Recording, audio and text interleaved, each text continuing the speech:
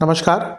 ग्रहों की गोचरीय स्थिति पर रेगुलर वीडियो पाने के लिए साप्ताहिक राशिफल, मासिक राशिफल, त्रैमासिक राशिफल और ग्रहों के बाकी गोचर पर भी रेगुलर अपडेट्स पाने के लिए, जिसके हिसाब से आप अपने जीवन में थोड़ी गाइडेंस प्राप्त कर सकें, इसके लिए मेरे चैनल को अवश्य सब्सक्राइब करें। जिन लोगों ने सब्सक्राइब कर रखा है वो ऑल ये जो नोटिफिकेशन सेटिंग होती है इसको क्लिक करें, क्योंकि कभी कभी कुछ लोग बोलते हैं उनको नोटिफिकेशन नहीं मिलती। आशा करता हूँ चैनल को सब्सक्राइब करेंगे और रेगुलर वीडियोस अवश्य आप देखेंगे। नमस्कार। ओम गणेशाय नमः। ओम नमः शिवाय। मैं निखिल ज्योतिष आचार्य आप सभी का मेरे चैनल पर पुनः स्वागत करता हूँ। आशा करता हूँ कि आप सभी स्वस्थ होंगे। महादेव की कृपा आप सभी पर सदैव बनी रहे। ये वीडियो टॉरस यानी कि वृषभ के लिए अत्यंत विशेष है, क्योंकि वीडियो है वर्ष 2026 के वार्षिक राशिफल के बारे में। हम ऑलमोस्ट 2025 के अंत की तरफ आ रहे हैं। वार्षिक राशिफल हमेशा बनाना थोड़ा जटिल होता है, क्योंकि बहुत बड़ा कालखंड है। किस चीज़ को इंक्लूड करें, किस चीज़ को नहीं करें, क्योंकि मैक्रो लेवल पर ही इसमें चीज़ें ली जा सकती है। लेकिन जो लोग राशिफल देखते हैं, जो ज्योतिष के गोचर या ग्रहों के गोचर से गाइडेंस प्राप्त करते हैं, उनके लिए अवश्य ये बहुत काम की चीज़ होती है, क्योंकि इसमें जो मैं बनाता हूँ कि मैं मैक्रो लेवल पर जो बड़े बदलाव हो सकते हैं, कुछ प्रमुख योग बन सकते हैं, उनकी विवेचना करता हूँ। ऑब्वियसली जैसे मेरे चैनल पर साप्ताहिक आते हैं, मासिक राशिफल आते हैं, तो उसमें हर महीने की या सप्ताह की जो मुख्य चीज़ें होती है उस पर मैं विवेचन करता ही हूँ। लेकिन एक मैक्रो लेवल पर साल को समझने के लिए कि भाई कहाँ पर अच्छा हो रहा है, कहाँ पर बुरा हो रहा है, कहाँ पर संवेदनशीलता ज़्यादा है, कहाँ पे कुछ मुख्य चीज़ें हमारे लिए अच्छी हो सकती हैं, कहाँ पे हम फ़ायदा उठा सकते हैं, इन सब चीज़ों के लिए ये वार्षिक राशिफल की महत्वता बहुत होती है। और आप लोगों के काम आ सके ये राशिफल, इसीलिए मैंने इसको कुछ प्रमुख भागों में बांटा है। करीबन 15 मेन पार्ट्स होंगे। पहला, हम ऑब्वियसली आज के टाइम में जो सबसे महत्वपूर्ण चीज़ है धन, उसकी बात करेंगे। कितने धन के योग बन रहे हैं, कहाँ कहाँ पे बहुत अच्छे कालखंड होंगे, कुछ अपॉर्चुनिटीज़ जो ये वर्ष प्रदान करेगा। करियर की बात करेंगे, अप्स एंड डाउन्स क्या हो सकते हैं, कहाँ पे अच्छा कहाँ पे बुरा। Same goes with business. विवाह के योग जो करना चाहते हैं उनके लिए तो बहुत महत्वपूर्ण ये एक अंग होगा, कि जहाँ पे उनको पता चले कि कहाँ पे विवाह के योग बन रहे हैं। प्रोजनी, संतान के योग, जो कपल्स इच्छुक हैं कि भाई संतान प्राप्त हो तो उनके लिए अच्छा है।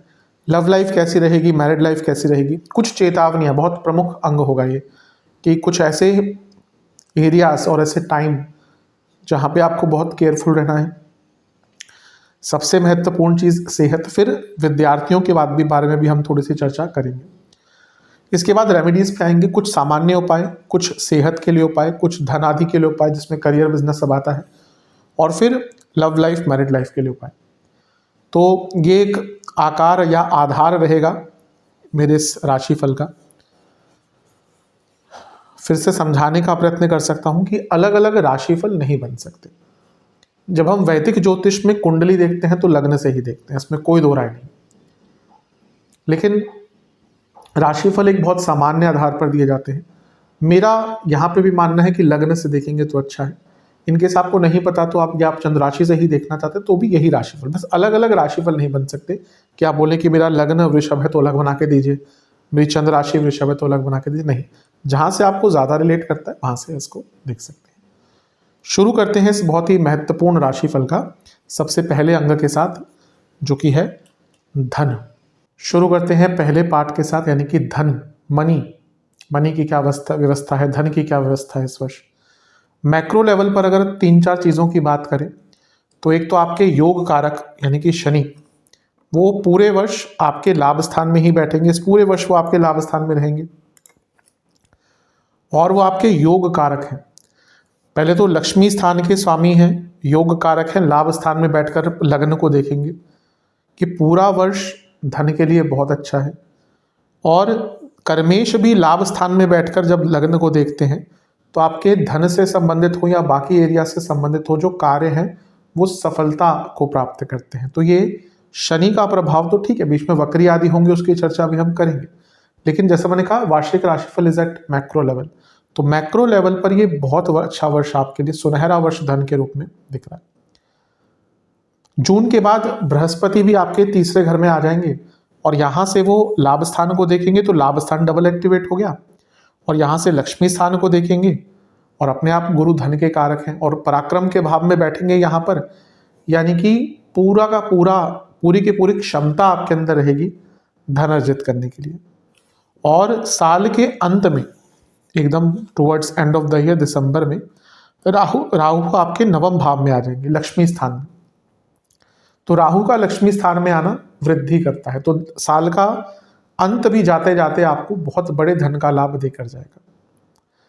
अब इसमें हम साल में कुछ प्रमुख डेट्स की बात कर लेते हैं जहां पर आपको लाभ ज्यादा हो सकता है। पहला सबसे इंपॉर्टेंट टाइम होगा 13 जनवरी से 6 फरवरी, जब आपके स्वयं लग्नेश ही भाग्य स्थान में होंगे शुक्र। इस बीच में उनको कई ग्रह ज्वाइन भी करेंगे, मंगल भी यहीं पे आ जाएंगे, सूर्य भी यहीं पे होंगे, इनफैक्ट बुध भी यहीं पे आ जाएंगे। तो लग्नेश भाग्य स्थान में, लक्ष्मी स्थान में, और उनके साथ बहुत सारे ग्रहों का प्रभाव जिसमें मंगल उच्च के हैं, और बुध तो आपके लक्ष्मी स्थान के स्वामी ही है, धन स्थान के स्वामी ही है। तो ये वर्ष का शुरुआती भाग स्पेसिफिकली जब तक शुक्र यहाँ पे है 13 जनवरी से 6 फरवरी बहुत अच्छा है। इसके बाद कब धन का योग अच्छा बन रहा है?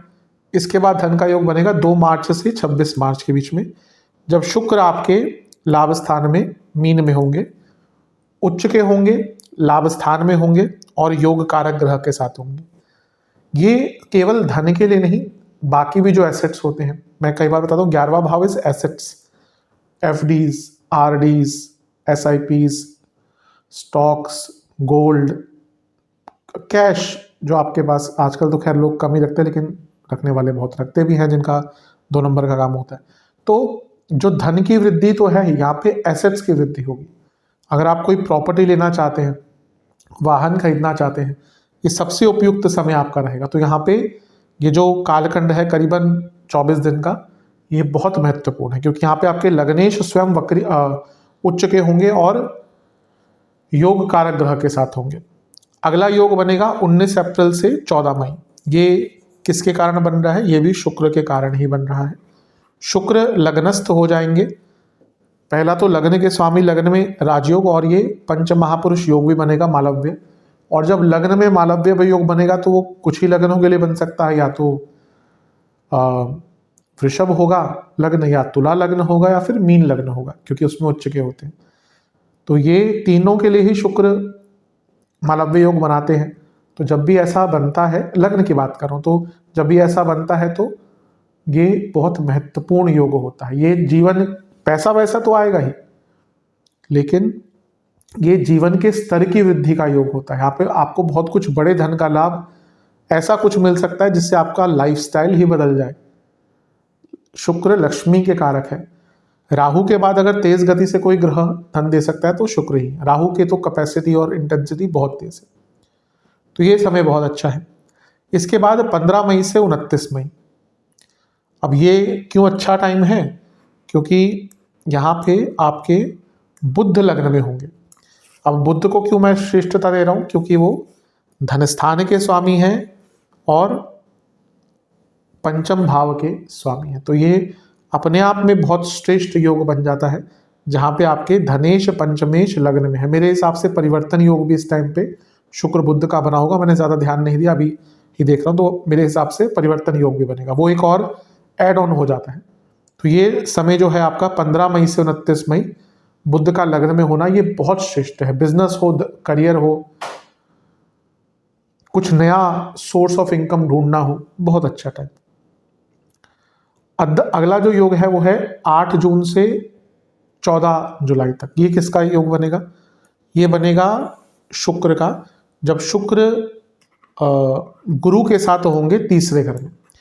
गुरु ऑलरेडी 2 जून को आ चुके होंगे, उन पर मैं अभी दोबारा आऊँगा, लेकिन यहाँ पे शुक्र और गुरु, लग्नेश और उच्च के गुरु की युति, लग्नेश और लाभेश की युति, जिसमें से लाभेश उच्च के हैं। ये तो बहुत परिपूर्ण योग है। ये करीबन 1 महीने का जो योग है ना, बिजनेस हो, करियर हो, पैसा इंक्रीज करना हो, बहुत सुंदर योग है। बिजनेस स्टार्ट करना हो, सप्तम से नवम में बहुत सुंदर योग है। इसके बाद जैसा मैंने कहा बृहस्पति का, क्योंकि कालखंड बहुत लंबा होगा तो उस पर चर्चा करेंगे। 2 जून से 31 अक्टूबर तक वो सप्तम भाव को देखेंगे, उच्च के रहेंगे, लक्ष्मी स्थान को देखेंगे, लाभ स्थान को देखेंगे। ये इच्छा पूर्ति का योग है, ये कामों के पूर्ति का योग है, ये धन के एनहेंसमेंट का योग है। गुरु यहाँ पे वापस भी आ जाएंगे अगले साल के 2027 के स्टार्ट में, कुछ टाइम के लिए आगे जाएंगे, लेकिन ये योग तो आपका बहुत श्रेष्ठ है। अगर आप बहुत टाइम से बिजनेस स्टार्ट करना चाहते हैं, योग बहुत अच्छा है। और जैसा मैंने कहा, शुरू में ही कहा था, मैक्रो लेवल पर जब बताता, गुरु लाभ स्थान को देखेंगे, यानी कि धन का enhancement. This is the year of expansion of your assets, expansion of your money, expansion of your wealth. बहुत अच्छा वर्ष है धन के लिए। इसके बाद 2 सितंबर से 3 अक्टूबर ये थोड़ा अलग होगा, विपरीत होगा, क्योंकि ये विपरीत राजयोग होगा। शुक्र आपके छठे भाव में विपरीत राजयोग बनाएंगे। ये 2 कालखंड में होगा, पहला 2 सितंबर से 3 अक्टूबर। इसके बाद गुरु शुक्र वक्री हो जाएंगे, पीछे जाते जाते कुछ टाइम के लिए यहाँ पे भी गिरेंगे। इसके बाद फिर 22 नवंबर से साल के अंत तक। तो ये 2 कालखंड हैं, 2 सितंबर से 3 अक्टूबर, 22 नवंबर से साल का अंत। ये महत्वपूर्ण क्यों है? क्योंकि जब लग्नेश विपरीत राजयोग बनाता है, वैसे छठे घर के शुक्र बहुत श्रेष्ठ मैं कभी नहीं मानता, लेकिन जब लग्नेश और विपरीत राजयोग बनाता है तो धन से संबंधित जो प्रॉब्लम्स आ रही होती है, लेट्स से कि भाई आपका कोई कोर्ट केस चल रहा है, पैसा फंसा हुआ है लंबा, कोई पैतृक संपत्ति का केस फंसा हुआ है, कोई बिल्डर के पास या बिल्डर से आपका कोई केस फंसा हुआ है। अब ऑब्वियसली लेट्स से कि आपने फ्लैट लिया था, उसकी कीमत थी 35 लाख, केस चल रहा है, आज की डेट में उसकी कीमत होगी 80 लाख, 1 करोड़, लेकिन केस चले जा रहा है। तो आपके नाम पे है, फिर भी आपके नाम पे नहीं है, मतलब कि वो पैसा आपके नाम का है लेकिन नहीं है। तो ये वो टाइम है वर्ष के अंत का, 2 सितंबर से 3 अक्टूबर, 22 नवंबर से साल का अंत, जो धनदायक होगा। नया पैसा तो आएगा ही, विदेश से पैसा आएगा ही, 12वें घर को देखेंगे, लेकिन ये वो पीरियड होगा जब आपका रुका हुआ पैसा, लेट्स से पैतृक संपत्ति में कोई दिक्कत आ गई थी, पैसा जैसे मैंने कहा कोई फंस गया था, कोई पेमेंट आपकी फंस रही थी, आप जॉब करते हैं, कोई आपको पेमेंट आपकी नहीं मिली, स्पेशली जो सरकारी जॉब करते हैं, कभी कभी होता है कि उनका पैसा फंस जाता है, फिर वो कंप्लेंट्स करते हैं, केसेस लड़ते हैं, फिर बाद में एरियर्स में अगर जीत गए तो पैसा मिल जाता है। तो ये वो समय है जब आपका रुका हुआ धन बहुत तेज गति से आपको प्राप्त हुआ। तो जैसा मैंने कहा था, ये वर्ष धन के रूप में, स्वरूप में बहुत अच्छा है। जिन एरियाज में मैंने कहा लाभ हो सकता है और जो मैंने कालखंड बताए, ये बहुत अच्छे हैं। तो धन के रूप में अत्यंत शुभ वर्ष है। और जैसा मैं हर बार कहता हूँ, धन के बिना तो जीवन नहीं चल सकता, ये सत्यता है। अनटिल अनलेस भी आपने संन्यास ले लिया, लेकिन वहाँ पे भी धन की आवश्यकता ही जाती है। तो यही ये जैसा मैंने कहा, ये वर्ष बहुत अच्छा है। अब अगले एरिया पे चलते हैं। अब चलते हैं दूसरे एरिया की तरफ, दूसरे पार्ट की तरफ, जो कि है अपॉर्चुनिटीज़। मैक्रो लेवल पर फिर से शुरू करेंगे। सबसे पहला तो आपके नवमेश शनि पूरे वर्ष लाभ स्थान में है, अति उत्तम टाइम है। और दूसरा वो आपके योग कारक भी है। ये वर्ष तो आपका ऐसा है जहाँ पे आपके बरसों के अटके काम बनेंगे, अपॉर्चुनिटीज़ ही अपॉर्चुनिटीज़ आएंगी। और भाग्येश लाभ स्थान में, यानी कि लाभ की वृद्धि, भाग्य की वृद्धि, ये वर्ष this year will be full of opportunities. और थोड़ा सा आगे बढ़े, गुरु आ जाएंगे तीसरे घर में, उच्च के होकर लाभ स्थान को देखेंगे, जहाँ पे आपके भाग्येश होंगे, आपके योग कारक हैं, और ये भाव क्या हो गया, डबल एक्टिवेट। इन शॉर्ट अगर समअप करना पड़े ना 2026 वृषभ के लिए, मैं यही कहूँगा, this is the year of expansion.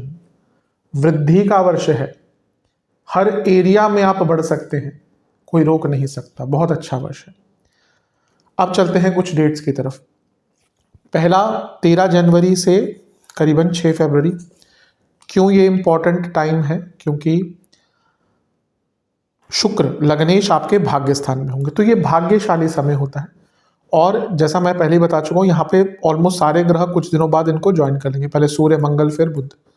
तो साल के शुरुआत में ही नवम भाव का एक्टिवेशन, भाग्य का एक्टिवेशन होता है। आप देखेंगे कई आपके, और क्योंकि ये सारे ग्रह नवम से तीसरे घर को देखेंगे, पराक्रम भाग्य का ये मिलन अद्भुत होगा। तो ये बहुत सुंदर वर्ष की शुरुआत हो रही है जिसका आपको लाभ उठाना है। बहुत अच्छा टाइम है। वर्ष की शुरुआत में ही कई पेंडिंग कार्य आपके पूर्ण हो जाएंगे। इसके बाद 6 फरवरी से 2 मार्च, अब ये कालखंड क्यों इंपॉर्टेंट है, क्योंकि यहाँ पे एक बहुत अनोखी जोड़ी बनेगी गुरु और चेले की, या गुरु और शिष्य की।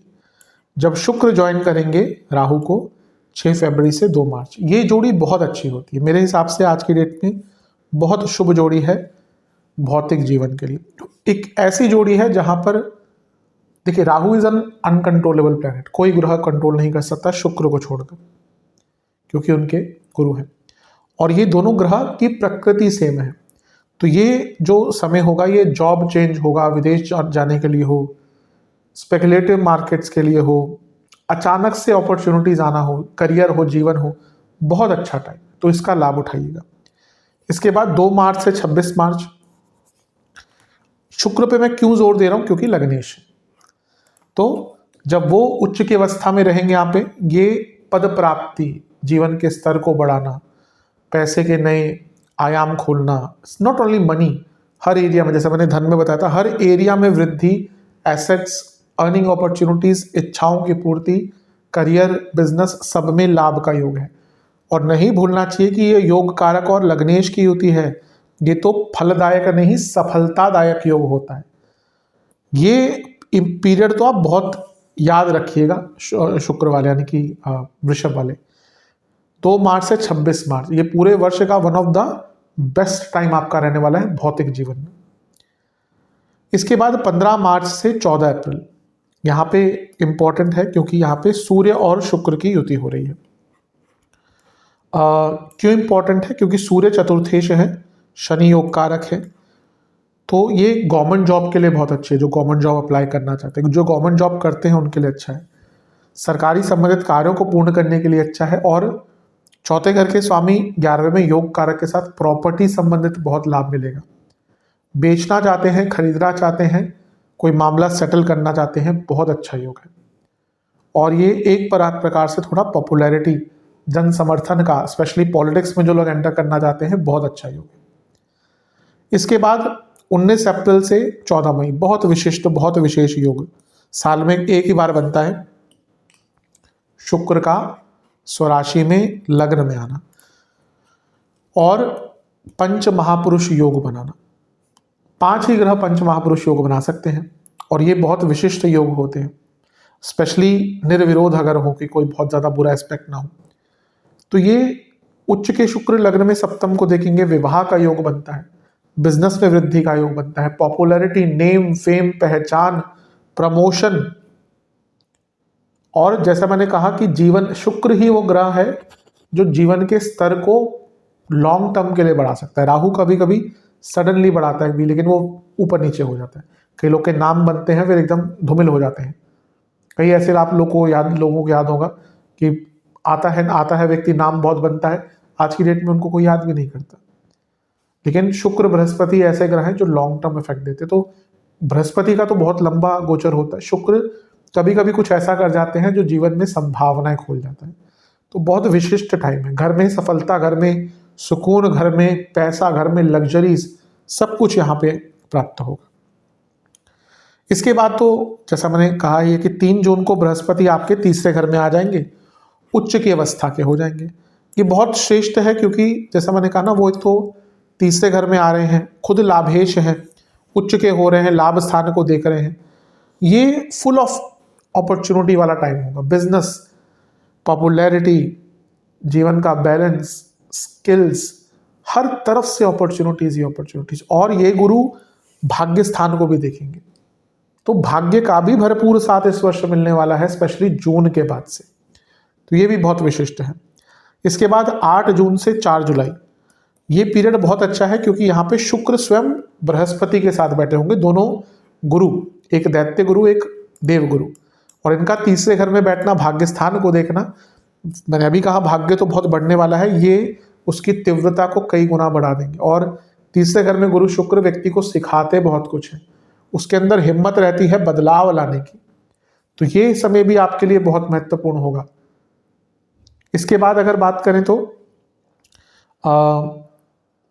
16 जुलाई से 17 अगस्त ये कालखंड इंपॉर्टेंट होगा, क्योंकि यहाँ पे सूर्य और गुरु साथ में होंगे, साल में इनकी जोड़ी भी एक ही बार बनती है।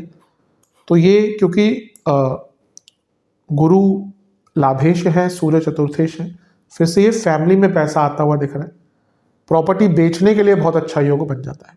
इसके बाद बनेगा इस वर्ष का वन ऑफ द स्ट्रॉन्गेस्ट योग, कौन सा बनेगा? वो बनेगा नीच मंगल का उच्च के गुरु से योग, नीच भंग योग। ये कब बनेगा? 18 सितंबर से 31 अक्टूबर के बीच में। बहुत श्रेष्ठ योग है। मैंने आई थिंक पॉजिटिव वाला जो राशिफल था उसमें भी बताया था, ये बहुत प्रॉपर नीच भंग बन रहा, और ऐसा नीच भंग मंगल का बनना बार बार नहीं होता, ये केवल 12 वर्षों में एक बार हो सकता है, उसकी भी प्रोबेबिलिटी नहीं है, क्योंकि उस टाइम पे क्योंकि मंगल का गोचर भी 1.5 साल में एक राशि में आता है। बहुत श्रेष्ठ है, बहुत श्रेष्ठ, इसका पूरे दुनिया पर बहुत प्रभाव होगा, लेकिन आपके लिए तो तीसरे घर में है, आप में एक गजब सी हिम्मत रहेगी। यहाँ पर बिजनेस हो, विदेश से संबंधित काम हो, जीवन में बदलाव या ट्रांसफॉर्मेशन लाना हो, इससे अच्छा टाइम आपको मिल ही नहीं सकता। तो ये नीच भंग का तो आपको बहुत लाभ मिलने वाला है, और जैसे मैंने कहा यहाँ से ये दोनों ही ग्रह नवम को देखेंगे, तो ये अपने आप में बहुत परिपूर्ण है, क्योंकि यहाँ पे नीच भंग का प्रभाव, भाग्य का प्रभाव, पराक्रम का प्रभाव, मंगल गुरु का प्रभाव, कोई रोक नहीं सकता आपको इस पीरियड में। आपके बरसों के प्रॉब्लम्स होना वो यहाँ पे सॉल्व हो सकती है। इसके बाद 31 अक्टूबर से 13 दिसंबर, अब यहाँ पे क्या श्रेष्ठ है? यहाँ पे श्रेष्ठ ये है कि गुरु आपके चौथे घर में आ जाएंगे, 13 दिसंबर के बाद भी रहेंगे ही, लेकिन उसके बाद वक्री हो जाएंगे। अब ये क्योंकि केतु के साथ है और अष्टमेश है, पैतृक संपत्ति से जुड़े कई मामले आपके सॉल्व हो सकते हैं इस पीरियड में। प्रॉपर्टी आदि खरीदने के लिए, बेचने के लिए बहुत अच्छा टाइम है, और इवन धार्मिक और आध्यात्मिक विकास के लिए योग बहुत अच्छा रहेगा साल के अंत का। आप में से कई लोग इस पीरियड में बहुत आध्यात्मिक फील करेंगे। और इसके बाद साल के अंत में एक बहुत बड़ा गोचर होने वाला है, बहुत विशेष, राहु और केतु का, जिसमें अगर हम देखें तो केतु आपके तीसरे में, तो राहु नवम में आ जाएंगे। और ये बहुत विशेष योग होगा, क्योंकि राहु का नवम में आना भाग्य की वृद्धि करवाएगा, वहीं तीसरे घर के केतु आपके अंदर हिम्मत और पराक्रम और स्किल्स भर के जाएंगे। तो ऐसा लग रहा है, ऐसा प्रतीत होता है कि वर्ष के अंत में आपके जीवन में कोई बहुत बड़ी अपॉर्चुनिटी जीवन में, वो करियर में भी दिख रहा है, कुछ फैमिली लाइफ में भी दिख रहा है, और बिजनेस में भी दिख रहा है। तो जैसा मैंने कहा, ये वृद्धि का वर्ष है वृषभ के लिए, और ये सारे कालखंड है जिसमें आपको इन एरियाज में विशिष्ट या विशेष लाभ प्राप्त होगा। चलते हैं करियर की तरफ, जॉब की तरफ। जॉब के लिए वर्ष कैसा रहेगा? जो जॉब करते हैं, बहुत अच्छा वर्ष दिख रहा है। मैक्रो लेवल पर बात करेंगे तो पूरे वर्ष ऑलमोस्ट दिसंबर तक तो राहु 10वें घर में है, जो एक्सपेंशन के मौके देंगे। फिर इसके बाद मार्च से जून तक गुरु का प्रभाव भी रहेगा, उससे पहले भी रहेगा, लेकिन वो वक्री रहेंगे, तो ये पीरियड भी एक्सपेंशन का बहुत अच्छा है। पूरे वर्ष दशमेश लाभ स्थान में रहेंगे, एक्सपेंशन, वृद्धि।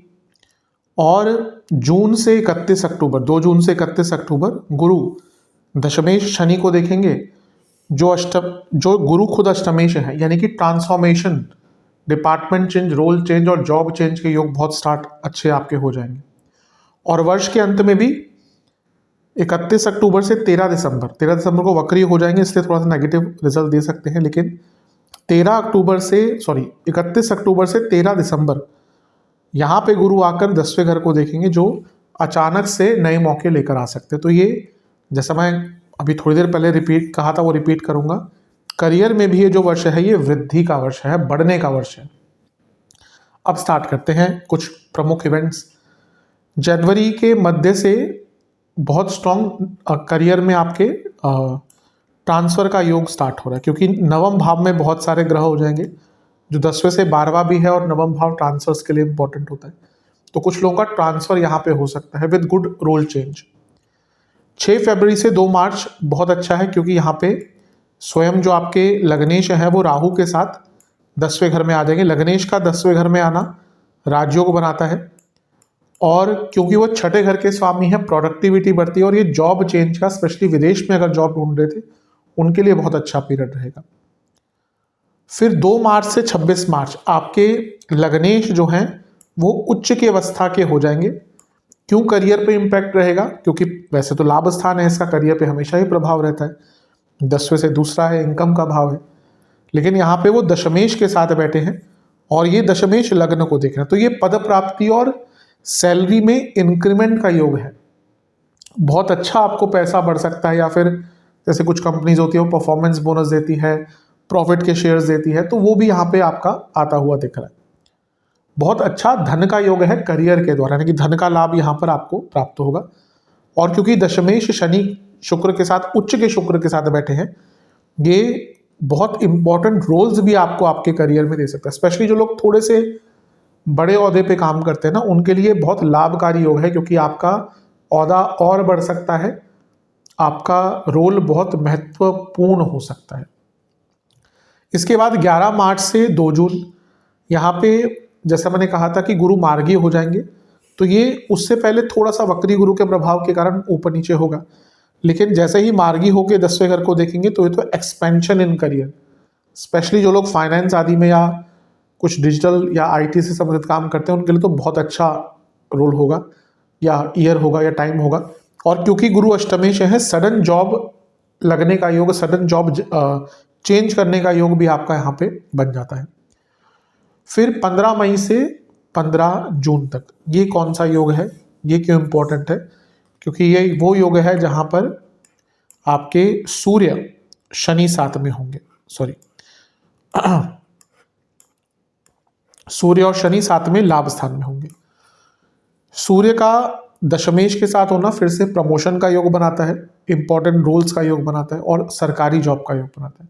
अगर आप सरकारी जॉब ट्राई करना चाहते हैं तो ये 15 मई से 15 जून, अब ऑब्वियसली सरकारी जॉब का ऐसा तो नहीं भी जब मन चाहे इंटरव्यू रख लिया, लेकिन अगर इस कालखंड में आपके इंटरव्यूज हो रहे हैं बहुत अच्छा, और ये तो प्रमोशन का बहुत स्ट्रांग योग है, मतलब कि मनचाही प्रमोशन और अच्छी प्रमोशन यहाँ पर आपको प्राप्त होगी। इसके बाद 2 जून से 31 अक्टूबर जैसा मैंने कहा था कि गुरु का योग होगा शनि पर, या प्रभाव होगा शनि पर। तो गुरु 11वें घर को देखेंगे जहाँ पे शनि बैठे हैं और वो दशमेश हैं। ये करियर के स्तर को बढ़ाने का योग है यहाँ पे, क्योंकि गुरु सप्तम को भी देखेंगे। क्या होगा ना, वैसे वृषभ वाले लोग थोड़े स्टेबल माइंड के होते हैं, कंसिस्टेंट होते हैं, तो उन पर रिस्पॉन्सिबिलिटी डाली जाती है ज़्यादा। यहाँ पर भी आप पर नई रिस्पॉन्सिबिलिटी डाली जाएगी, जिसके कारण आपका करियर बढ़ना स्टार्ट हो जाएगा। ये पीरियड तो आपका बहुत इंपॉर्टेंट है, और यहाँ पे 11वें घर को उनका देखना, सैलरी भी आपकी बढ़ेगी। और इसके बाद अगर हम देखें तो आपके जो बृहस्पति हैं उनका गोचर दोबारा होगा इस वर्ष, तो वो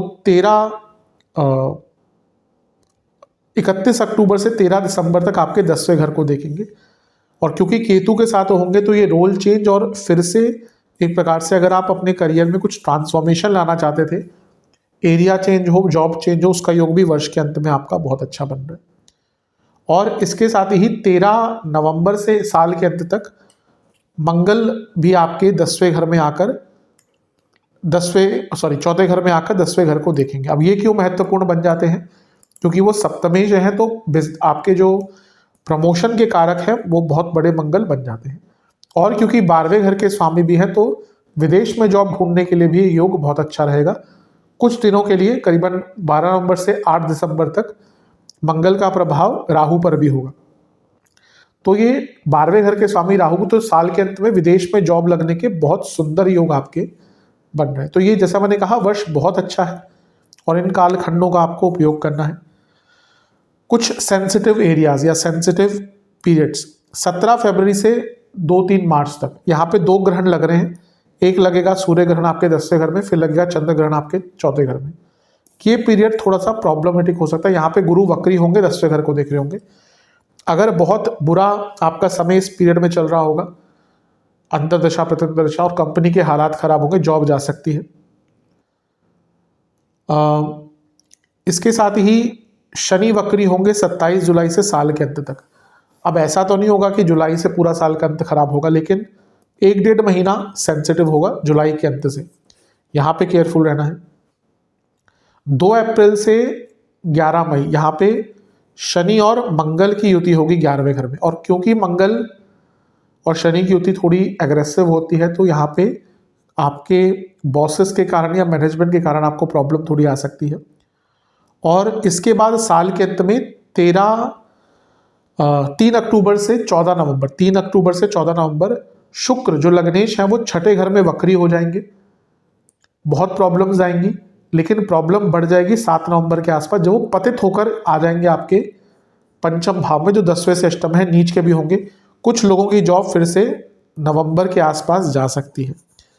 और 13 दिसंबर से साल का अंत, क्योंकि यहाँ पे गुरु सिंह में होंगे और वक्री हो जाएंगे। साल के अंत में भी कुछ लोगों के लिए थोड़ा सेंसिटिव पीरियड और जॉब जाने के योग फिर से बन जाते हैं। तो इन एरियाज में केयरफुल रहिएगा। कौन से प्रोफाइल्स या कौन से एरियाज इस साल करियर में एक्सेल करेंगे? मेरे हिसाब से फाइनेंस, डिजिटल फील्ड में आप काम करते हैं, डिजिटल मार्केटिंग स्पेशली, अगर आप सीए हैं, सीए से संबंधित काम करते हैं, अगर आप आर्म्ड फोर्सेस में हैं, कम्युनिकेशन संबंधित काम है, एआई से संबंधित काम है, डेटा से संबंधित काम है, टीचिंग से संबंधित काम है, सेल से संबंधित काम है, कंसल्टिंग का काम है, और फार्मास्यूटिकल से संबंधित काम है, तो इन एरियाज में बहुत ग्रो करेंगे। कुछ स्पेशल प्रेडिक्शंस मेरी तरफ से। सबसे पहला तो रिलैक्स वे में जितना आपने इस वर्ष काम किया, क्योंकि अपॉर्चुनिटीज तो आएंगी, लेकिन कभी कभी ऐसा हो सकता है आप रिलैक्स ना हो, जल्दबाजी में अपॉर्चुनिटीज का लाभ ना उठा पाए। सबसे पहला, पुरानी गलतियों को सुधारिए इस वर्ष शुरू में ही, वरना जो इतना अच्छा वर्ष दिख रहा है उसमें आप कैचिंग अप गेम ही खेलते रह जाएंगे। अपने माइंड को प्यूरिफाई कीजिए, ढिंडोरा मत पीटिए कि मैं ये करना, अरे मेरे को जॉब का ऑफर आ गया, मेरी बात हो गई। नहीं, इस वर्ष ढिंडोरा नहीं पीटना। यू ग्रो इन साइलेंस, ये बहुत इंपॉर्टेंट चीज़ है, ध्यान रखिएगा। अपने करियर को एंजॉय कीजिए, काम को एंजॉय कीजिए। ये वर्ष ऐसा है जब धन की कमी नहीं रहेगी, धन की वृद्धि होगी ही करियर में, लेकिन अगर आप इंजॉय करते हैं, मन लगाकर काम करते हैं, देखिए या तो आपके पास ऑप्शन है कुछ और, तो आप मन मत लगाइए, लेकिन अगर आपके पास ऑप्शन नहीं, आपको जॉब ही करनी है, तो it's better to be dedicated, it's better to enjoy your work. तो इस वर्ष अपने माइंडसेट को चेंज करिए, स्टेबिलिटी पर काम कीजिए, प्लानिंग बनाइए, शेड्यूल बनाइए कि भाई हाँ मेरे को 3-4 महीने में ये अचीव करना है, इतना पढ़ना है, इतना सीखना है, इतना अपने आप को अपग्रेड करना है करियर में। प्लानिंग करेंगे तो बहुत अच्छा वर्ष रहेगा। ये वर्ष ऐसा है जब आपकी ऊर्जा बदलेगी, लोगों का आपके प्रति पर्सपेक्टिव बदलेगा, और यकीन मानिए आप विजयी ही इस वर्ष निकलेंगे अगर आपने इन सब चीज़ों पर काम कीजिए। अपने ऊपर विश्वास बढ़ाइए, और उससे इंपॉर्टेंट चीज़ है विश्वास का पात्र बनिए, कि आप जो लोग हैं जिनके पास पावर है वो समझें कि आप ट्रस्टेबल हैं। इन चीज़ों पर काम कर लिया, यकीन मानिए करियर में कोई पीछे नहीं छोड़ सकता आपको। चलते हैं बिजनेस की तरफ। जो लोग अपना व्यापार करते हैं उनके लिए वर्ष कैसा है, कैसा रहेगा? अति सुंदर वर्ष है।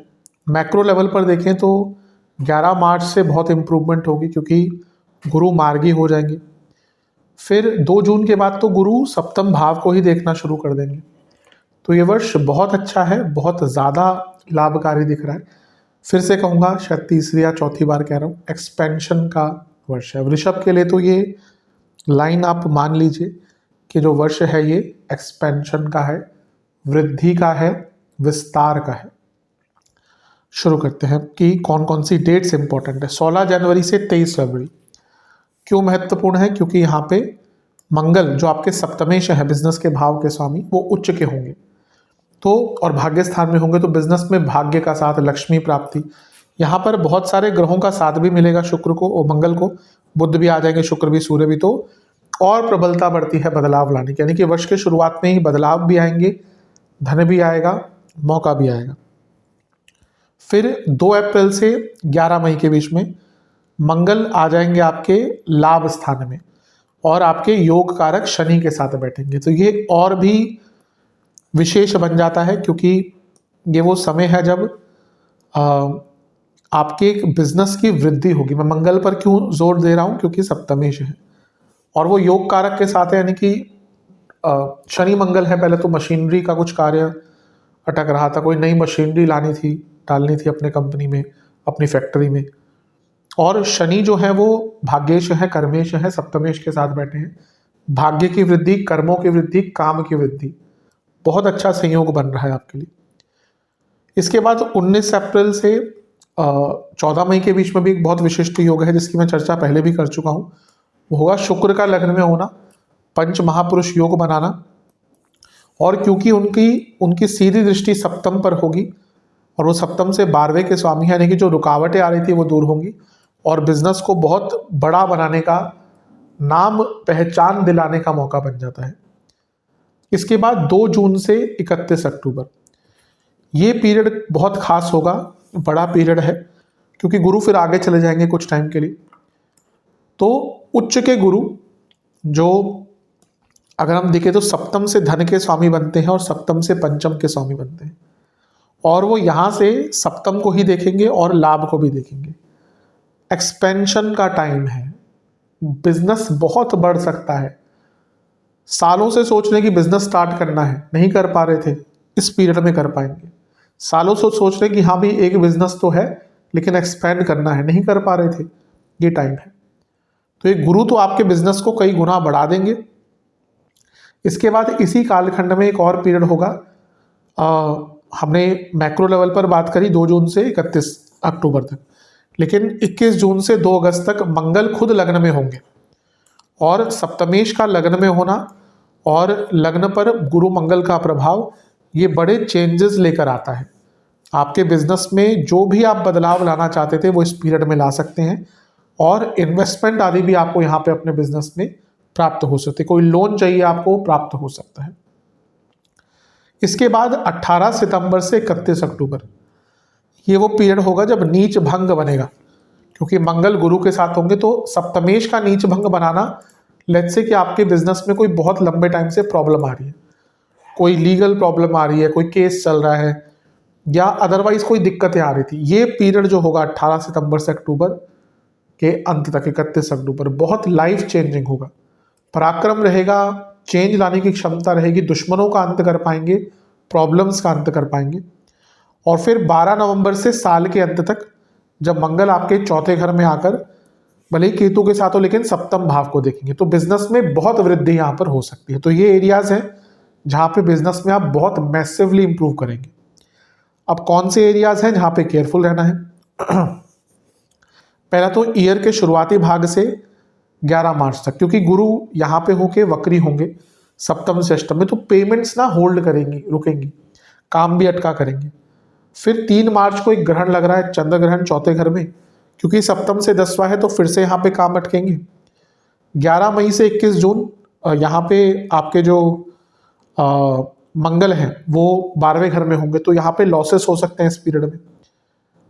फिर 7 जुलाई से करीबन कुछ दिनों के लिए बुध पतित हो जाएंगे आपके दूसरे भाव में, यहाँ पे तो वक्री होने के कारण पतित हो जाएंगे। तो ये पीरियड 7 जुलाई से 1 हफ्ता 2 हफ्ता मान के चलिए, यहाँ पे भी नुकसान हो सकते हैं। फिर 3 अक्टूबर से 14 नवंबर ये पीरियड होगा जब शुक्र वक्री होंगे और वो पतित भी हो जाएंगे। 3 अक्टूबर से 14 नवंबर लग्नेश है तो वो यहीं पे वक्री होंगे, फिर पतित भी हो जाएंगे 7 नवंबर के आसपास। तो यहाँ पे भी लॉसेस हो सकते हैं, नुकसान हो सकता है, बल्कि यहाँ पे तो लीगल प्रॉब्लम्स भी आ सकती हैं।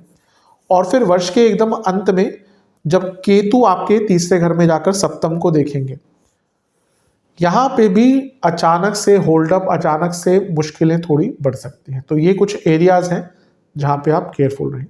अगर आप बिजनेस करते हैं और लाभ उठाना चाहते हैं तो इन डेट्स को लिख के रख लें, कहाँ पे अच्छा कहाँ पे बुरा। वही व्यक्ति, मैं कहा ज्योतिष मार्गदर्शन है, तो वही व्यक्ति इसका लाभ उठाता है जो उस डेट को पहले ही समझ जाए। कौन से एरियाज अच्छा करेंगे, एक्सेल करेंगे इस वर्ष? अगर आपका बिजनेस जो है वो मैरिज से संबंधित है, मैरिज ब्यूरो है कैटरिंग करते हैं आप मैरिज के लिए या इस प्रकार की चीज़ों के लिए, मैच मेकिंग का काम है, फाइनेंस, कंसल्टिंग, माइनिंग, माइनिंग का अगर आपका काम है, कॉस्मेटिक्स, एसेंशियल सर्विसेज है आपकी कुछ, फार्मा, डिजिटल सर्विसेज है या मैन पावर सर्विसेज है, इसमें एक्सेल करेंगे। कुछ विशेष प्रेडिक्शन, ये वर्ष जो है ये जीतने का है, ये इसमें आपको विजय प्राप्त होगी। हाँ, पार्टनर्स भी मिल सकते हैं, नए एसोसिएट्स भी मिल सकते हैं। बस अपनी आंखों को खुला रखिएगा, ऑप्शंस को खुला रखिएगा। कुछ पुरानी गलतियां आपको सताएंगी, उनको सॉल्व कर लीजिएगा। ये महीना ऐसा है, अगर आपने टाइम मैनेज नहीं किया ना तो एक लूप में घूमते रहेंगे। अपॉर्चुनिटी आ रही है, काम भी कर रहे हैं, फिर अटक जाते हैं, वो लूप घूमते रहेंगे, क्योंकि ये वर्ष ऐसा ही है जहाँ पे कई बार ऐसा होगा कि जैसे मैंने कहा ना कि आप अगर टाइम मैनेज नहीं कर पाए तो एक लूप में ही घूमते रह जाएंगे। इसका बहुत ध्यान देना है। टॉक्सिक लोगों को दूर रखें। अगर आपका कोई एम्प्लॉय बहुत तंग कर रहा है उसको दूर कर दें। कुछ परिस्थितियां ऐसी हो रही हैं कि कोई लोग तंग कर रहे हैं, उनको दूर कर दें। ये वर्ष होल्ड अप करने का नहीं है उन लोगों को, जो नहीं कंट्रीब्यूट कर रहे हैं उनको निकालें। कभी कभी कुछ हार्श डिसीजन लेने पड़ते हैं बिजनेस में। इसके साथ ही ये वर्ष ऐसा भी है जहां पर आपको अपनी गलतियां भी बहुत स्पष्ट रूप से दिख जाएंगी, और ये अच्छा भी होता है, तो उनको गलतियों को सुधारिए। फॉल्स होप मत रखिए, फॉल्स असेसमेंट मत कीजिए, और सबसे महत्वपूर्ण चीज़ है मार्केटिंग पर ध्यान दीजिए।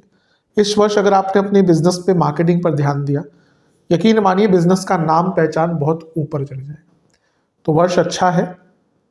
जो भी मैंने सेंसिटिव एरियाज कहे हैं उनका ध्यान दीजिए। अब बात करते हैं विवाह का योग, या विवाह के योग हैं कि नहीं इस वर्ष। बिल्कुल है, बहुत अच्छे योग हैं। सबसे बड़ी बात करें तो 2 जून से 31 अक्टूबर गुरु महाराज यहीं पे होंगे, और वो सप्तम को देखेंगे, वो भी उच्च के गुरु। तो ये वर्ष तो नेचुरली ही वृषभ के लिए बहुत अच्छा है शादी के लिए। अब कौन से पीरियड्स हैं जिसमें विवाह का योग बन रहा है। अब फिर से मैं समझाना चाहूंगा कि ये मुहूर्त नहीं होता। मुहूर्त एक अपने आप में विशेष चीज है, विशिष्ट चीज है। मैं कई बार लोगों को बोलता हूं हर चीज के लिए मुहूर्त मत निकालिए। 2 चीजों के लिए बिल्कुल बिना मुहूर्त के काम मत किया कीजिए। पहला है विवाह, दूसरा है गृह प्रवेश। ये बिना मुहूर्त, और ये बहुत विशिष्ट मुहूर्त है, बहुत टाइम लगता है मुहूर्त निकालना। सच में मुहूर्त निकाले ना बहुत विशेष टाइम लगता है। लोग अपना जैसे नेचुरली वो पंचांग देखकर बोलते हैं, उसमें लग्न शुद्धि आदि बहुत इंपॉर्टेंट होता है। कभी मौका मिला तो मैं दिखाऊंगा कि मुहूर्त कैसे निकालते हैं, कि बहुत बहुत बड़ी चीज होती है। तो इसको मुहूर्त मत मानिए, लेकिन इसको विवाह का वो समय मानिए जहां पे बात पक्की हो सकती है, डन हो सकती है। फिर मुहूर्त तो आदि आप निकलवा सकते हैं। सबसे पहला योग बनेगा आपके 16 जनवरी से 23 फरवरी के बीच में, जब मंगल जो है वो आपके सप्तमेश हैं, बिजनेस मैरिड लाइफ के लिए इंपॉर्टेंट है, वो उच्च के हो जाएंगे और भाग्य स्थान में है। नेचुरली ये बहुत अच्छा योग बन जाता है। और कुछ टाइम के लिए इनको शुक्र भी ज्वाइन करेंगे, आई थिंक 13 जनवरी से 3 फरवरी। तो ये अपने आप में बहुत विशेष योग बन जाता है। साल के शुरुआत में ही आपके लिए बहुत विशिष्ट योग बन रहा है। इसके बाद 2 मार्च से 26 मार्च क्या योग है? शुक्र आपके उच्च की अवस्था के हो जाएंगे और योग कारक हैं। क्यों शुक्र का नाम ले रहा हूं मैं? पहला तो लग्नेश है, लग्नेश होने के नाते सप्तम से सप्तम के स्वामी है, इसलिए लग्नेश की भी बहुत प्रमुख भूमिका होती है विवाह करने में। कई बार अगर लग्नेश का अच्छा गोचर है या अंतरदशा है तो वो भी विवाह करवा जाती है। इसके बाद वो योग कारक के साथ बैठे हैं, और उससे महत्वपूर्ण चीज क्या है? वो खुद विवाह के कारक है। तो ये एक टाइम बहुत अच्छा है। इसके बाद 19 अप्रैल से 14 मई।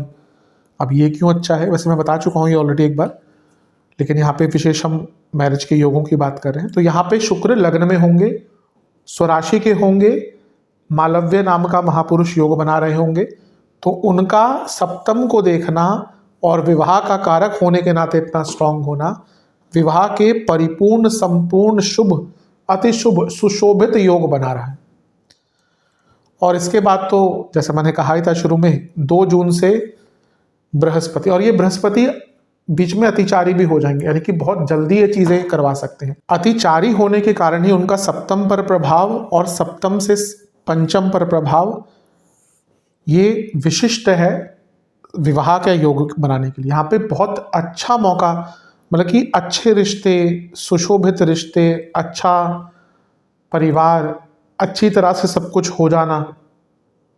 बहुत विलंबित अगर विवाह हो रहा था तो वो उसमें परिपूर्णता आ जाना, ये तो बहुत, ये गोल्डन पीरियड मान लीजिए आपका विवाह करने के लिए, या विवाह से संबंधित चीज़ों को पूर्ण करने के लिए। फिर 21 जून से 2 अगस्त, ये क्यों इंपॉर्टेंट है पीरियड?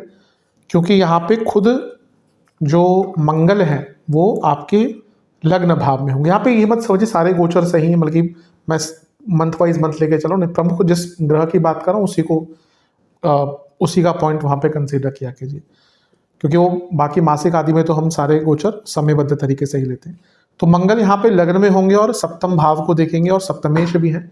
तो ये पीरियड फिर से, अब ये बहुत पोटेंट पीरियड है क्योंकि यहाँ पे सप्तम को गुरु और मंगल दोनों देख रहे होंगे, तो ये बहुत पोटेंट पीरियड उसमें बढ़ रहा है। एक तो मैंने मैक्रो पीरियड बताया 2 जून से 31 अगस्त, उसके बीच में सब पीरियड है जो बहुत अच्छा, और उसके बाद 18 सितंबर से 31 अक्टूबर, क्योंकि मंगल यहाँ पर आपके तीसरे घर में और नीच भंग बनाएंगे। ये तो उनके लिए बहुत अच्छा होगा जिनका विवाह हो ही नहीं पा रहा था, करने के अगर इच्छुक थे। तो भाई कुछ लोग होते हैं उनका विवाह का मन ही नहीं होता, वो अलग बात है।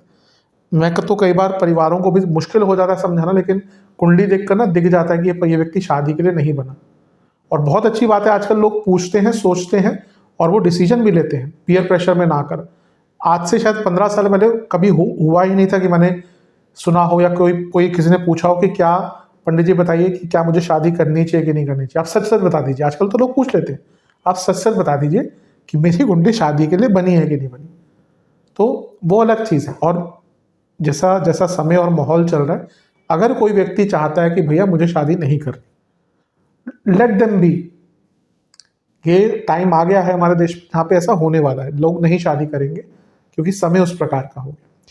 तो यहाँ पे वापस टॉपिक पे आते हैं, जो लोग शादी करना चाहते हैं लेकिन फिर भी शादी नहीं हो पा रही, उनके लिए ये 18 सितंबर से 31 अक्टूबर का कालखंड बहुत अच्छा है।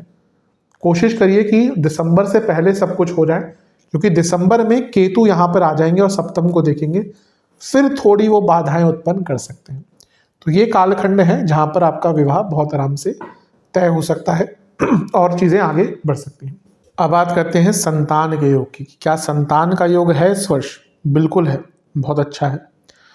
फिर से अगर बड़े लेवल पर बात करें तो गुरु मार्गी उच्च के हो जाएंगे 2 जून से, पंचम से लाभ में होंगे, पंचम से पंचम को और पंचम से सप्तम को देखेंगे।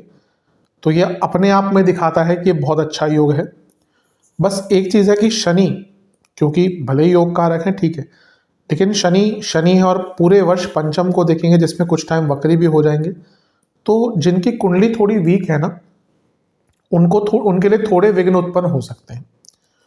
अब कुछ पीरियड्स की बात करते हैं जहाँ पे अच्छा योग बन रहा है। पहला 17 जनवरी से 3 फरवरी, क्योंकि यहाँ पे बुध भी यहीं पे होंगे और लग्नेश भी यहीं पे होंगे। बुध क्यों? क्योंकि पंचमेश है, तो लग्नेश और पंचमेश की होती भाग्य स्थान में, ये पीरियड सबसे अच्छा रहेगा।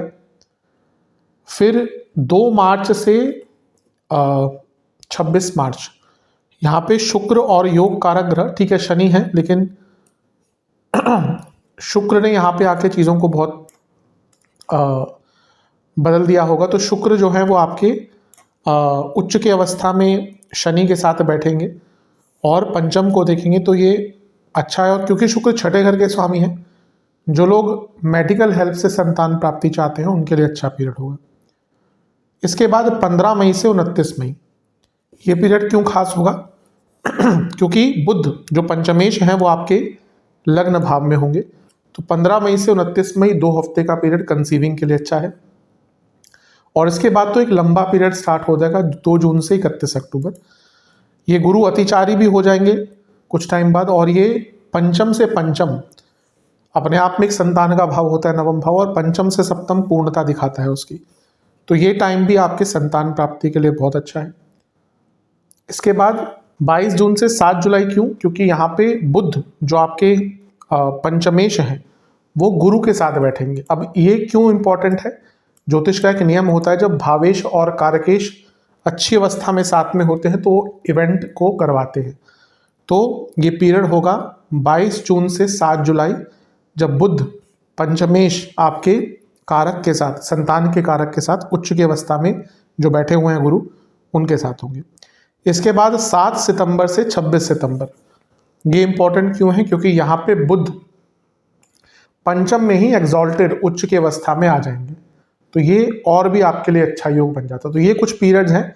इसके बाद 31 अक्टूबर से कह सकते हैं कि ईयर एंड तक ये नॉर्मल कंसीविंग के लिए ठीक ठाक है, बहुत अच्छा नहीं कहूँगा, पर जो लोग अननेचुरल कंसीविंग करना चाहते थे, सैरोगेसी है, IVF है, उनके लिए बहुत अच्छा पीरियड हो, क्योंकि बृहस्पति केतु साथ में है। तो अगर आप देखिए, बहुत बार होता है कि भाई आजकल क्या होता है कि शादियां थोड़ी लेट हो रही हैं। आमतौर पर जो महिलाएं हैं, ऑब्वियसली वो अगर पढ़े लिखी हैं, करियर है, तो जब वो विवाह का पीरियड आ रहा होता है तो उनका करियर भी पीक पे जा रहा होता है, तो संतान प्राप्ति थोड़ा सा होल्ड बैक होती है, जो गलत नहीं है, लेकिन बायोलॉजिकल क्लॉक को तो आप नहीं मात दे सकते ना। तो ये वो समय है कि अगर नहीं बहुत नहीं कंसीविंग हो रही और आप IVF आदि के थ्रू कंसीविंग करना चाहते हैं, तो ये 31 अक्टूबर से साल का अंतिम पीरियड ये काफ़ी अच्छा है। क्योंकि यहाँ पे जो बृहस्पति है केतु के साथ तो 8 दिसंबर तक रहेंगे, लेकिन वो 12वें भाव और 8वें भाव को भी देखेंगे। तो अष्टम भाव अननेचुरल कंसीविंग के लिए अच्छा है, 12वां भाव मेडिकल हेल्प है, तो ये विद मेडिकल हेल्प इस प्रकार की चीज़ों के लिए आप उपयोग कर सकते हैं। तो ये वो कालखंड है जिसमें आपको संतान प्राप्ति हो सकती है। चलते हैं लव लाइफ की तरफ। लव लाइफ के लिए बहुत ईजी वर्ष नहीं है। उसका सबसे बड़ा कारण शनिदेव है, क्योंकि पूरे वर्ष, और वो और बढ़ते जा रहे हैं डिग्री वाइज, तो वक्री भी होंगे इस वर्ष। तो ये शनि का प्रभाव पूरे वर्ष पंचम पर बहुत अच्छा नहीं। और आपके पंचमेश कौन है? बुध, जो टाइम टू टाइम वक्री होते रहते हैं। साल में 3 बार वक्री, 3 से 4 बार वक्री होते हैं, इस वर्ष भी 3 बार वक्री होंगे। तो ये दिखा रहा है कि ये वर्ष इजी बिल्कुल भी नहीं रहने वाला रिलेशनशिप के लिए। प्रमुखतः जो साल का शुरुआती 3 महीने का भाग है, पंचम से 10वें में गुरु वक्री होंगे, तो एक कंसिस्टेंसी बिल्कुल नहीं रहेगी। 11 मार्च के बाद थोड़ी स्थिति ठीक होना शुरू होगी। फिर थोड़ा सा और आगे बढ़े, जो 2 जून की तारीख है, गुरु यहाँ पे आ जाएंगे आपके 3रे घर में। ये भी अच्छा है क्योंकि पंचम से लाभ में है और पंचम से सप्तम को देख रहे हैं। 2 महीने के लिए करीबन ये टाइम अच्छा है जहाँ पे रिश्तों को सुधारा जा सकता है। इवन क्योंकि पंचम से सप्तम को देख रहे हैं, जो लोग रिलेशनशिप से विवाह की तरफ बढ़ना चाहते हैं, ये 2 जून से जुलाई के अंत तक का पीरियड बहुत अच्छा मानिए। लेकिन प्रॉब्लम स्टार्ट होंगी जुलाई से, जुलाई के अंत से। 27 जुलाई को शनि वक्री हो रहे हैं और वो वक्र अवस्था में ऑलमोस्ट दिसंबर तक फिर पंचम भाव को देखेंगे। और ये जो गुरु हैं ये अष्टमेश है, इसलिए ये अष्टमेश होने के नाते जब शनि को देखेंगे और फिर शनि अपनी वक्र अवस्था और अष्टमेश के प्रभाव को लेकर जब पंचम को देखेंगे, तो जुलाई के अंत से 27 जुलाई से कह सकते हैं कि बहुत टेस्टिंग टाइम रिलेशनशिप में स्टार्ट हो जाएगा। कुछ ग्रहण भी लगेंगे, जिसमें से एक ग्रहण फरवरी या मार्च में आपके 4थे घर में लगेगा, उसका इमोशंस पर बहुत प्रभाव होगा। लेकिन इन सब में सबसे टेस्टिंग पीरियड आपका रहेगा अक्टूबर से। 13 अक्टूबर को शुक्र वक्री हो जाएंगे और 6ठे घर में, और वो 7 नवंबर को पतित होकर पंचम में ही गिर जाएंगे। कई लोगों के ब्रेकअप साल के अंत में नवंबर के आसपास हो सकते हैं। तो ये वर्ष ओवरऑल अगर देखा जाए तो रिलेशनशिप के पर्सपेक्टिव से बहुत ज़्यादा अच्छा तो नहीं दिख रहा। विशेष प्रेडिक्शन मेरी तरफ से, ये वर्ष ऐसा है जहाँ पे आप दोनों ही ना बहुत फेक चीज़ें करेंगे या कहेंगे दिखाने के लिए या समाज को दिखाने के लिए। इससे बचिएगा। ज़्यादा पॉजिटिवनेस भी तंग करेगी, मिसट्रस्ट बहुत रहेगा या ट्रस्ट इश्यूज जिसको कहते हैं, कम्युनिकेशन गैप बहुत रहेगा। कई बार तो शनि का प्रभाव ना व्यक्ति के अंदर बात करने की वो एक इच्छा खत्म कर देता है। तो अगर आपकी कुंडली इस प्रकार की है तो और ध्यान दीजिएगा। मैं तो ये कहूँगा कि जहाँ पे गलती हो आपकी, आपको लगता है आपको रियलाइज हो गया, तो माफ़ी मांग के आगे बढ़िए। झगड़ों को बहुत बड़ा ना होने दें, दूसरे लोगों के इन्वॉल्वमेंट को कम रखें। यहाँ पे ना दूसरे और आपके बीच में प्रॉब्लम्स क्रिएट करेंगे। अपने एक दूसरे को समझने का प्रयास कीजिए, एक दूसरे के साथ अच्छा टाइम स्पेंड कीजिए, कंसिस्टेंसी पर काम कीजिए, सोल कनेक्शन पर काम कीजिए, डिपेंडेंस बढ़ाइए एक दूसरे पर। देखिए, दो लोग साथ में क्यों आते हैं? अपने आप को पूर्ण करने के लिए ना, या अपने जीवन को पूर्ण करने के लिए। तो आप ऑब्वियसली एक दूसरे पर डिपेंडेंस बढ़ती है। अगर आप रिलेशनशिप में हैं 2 साल भी होगा, डिपेंडेंसी नहीं है, तो कुछ ना कुछ तो कमी है। वो पूर्ण जीवन नहीं है, पूर्ण रिलेशनशिप नहीं है। कोई फेक प्रोमिसेस मत कीजिए, दूसरे लोगों की तरफ ध्यान मत दीजिए। इस वर्ष आपका खुद का ध्यान बहुत भटकेगा दूसरे लोगों के प्रति, क्योंकि रिलेशनशिप में कमी रहेगी। लेकिन हर व्यक्ति के जीवन में आता है, इसलिए मॉरल वैल्यूज बहुत इंपॉर्टेंट होते हैं। अगर आप रिलेशनशिप में और आपकी मॉरल वैल्यूज अच्छी नहीं है, बहुत कॉमन हो चुका है आज की डेट में ना कि, और बोथ साइड से, ऐसा नहीं कि केवल लड़कों को आप बोल दो कि लड़के ही ऐसा करते हैं, ऐसा कुछ नहीं। मैं बहुत टाइम से कुंडलियां देख रहा हूँ, मैं कह सकता हूँ कि दोनों ही साइड से, इसमें इट्स नॉट जेंडर स्पेसिफिक, दोनों ही साइड से चीज़ें होती हैं। तो बहुत फ्रेजाइल साल दिख रहा है। Over imagination, hypothetical situations create कर देना अपने मन में कि ऐसा होता है ऐसा होता है, ये बिल्कुल काम नहीं करेगा। मैं अगर कीवर्ड बोलूं तो मॉरलिटी, डिपेंडेंस, कंसिस्टेंसी, कम्युनिकेशन, इन चीज़ों पर अगर आपने काम किया तो ये साल कट जाएगा, वरना रिलेशनशिप भी कट सकता है। तो थोड़ा सा ध्यान दीजिएगा। चलते हैं वैवाहिक जीवन की तरफ। वैवाहिक जीवन के लिए वर्ष मिश्रित है। कुछ ऐसे पीरियड आएंगे जहाँ पे चीज़ें एकदम बिखर जाएंगी, फिर कुछ ऐसे पीरियड जाएंगे जहाँ पे चीज़ें ठीक होंगी, फिर कुछ ऐसे पीरियड जाएंगे जहाँ पे चीज़ें अस्त व्यस्त हो जाएंगी। साल का शुरुआती भाग कष्टकारी रहेगा, स्पेशली मार्च तक, क्योंकि एक तो शुरू में ही मंगल दोष रहेगा 16 तारीख तक, लेकिन प्रमुखतः 11 मार्च तक गुरु वक्री है सप्तम से अष्टम में। कंसिस्टेंसी की प्रॉब्लम, स्टेबिलिटी की प्रॉब्लम रहेगी। इसके साथ ही अगर देखें तो फरवरी में जो आपके मंगल हैं वो राहु के साथ कुछ समय के लिए, या 1.5 महीने, 23 फरवरी से करीबन अप्रैल के स्टार्ट तक यहीं पर रहेंगे। तो ये वो टाइम है जब ट्रस्ट इश्यूज क्रिएट होते हैं, ईगो क्लैशेस, इन लॉस के कारण प्रॉब्लम होती है।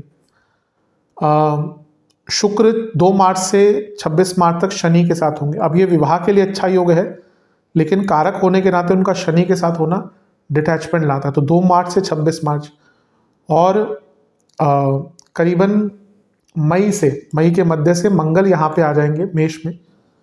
पहला तो वो सप्तमेश होने के नाते जब 12वें घर में जाएंगे तो पति पत्नी की इसमें कलह कलेश, और यहाँ से मंगल दोष चालू होगा सितंबर तक का, 18 सितंबर तक का। तो ये पीरियड बहुत सेंसिटिव बन जाता है।